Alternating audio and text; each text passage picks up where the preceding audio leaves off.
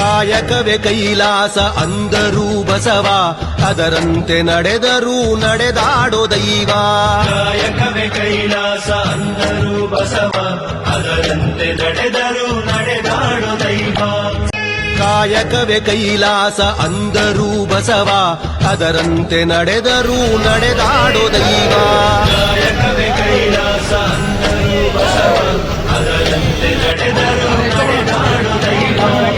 ಸ್ವಾಮಿಗಳ 119ನೇ ಜಯಂತಿಯ ಕಾರ್ಯಕ್ರಮಕ್ಕೆ ನಮ್ಮ ಶಾಸಕರು ಮತ್ತು ನಮ್ಮ ನಾಯಕರಾದ ಗೋಪಾಲಣ್ಣವರು ಪ್ರತಿ ವರ್ಷದಂತೆ ಈ ವರ್ಷ ಕೂಡ ಅತ್ಯಂತ ಭಕ್ತಿಭಾವದಿಂದ ಅವರ ಜನ್ಮದಿನವನ್ನು ಆಚರಿಸ್ತಾ ಇದ್ದಾರೆ.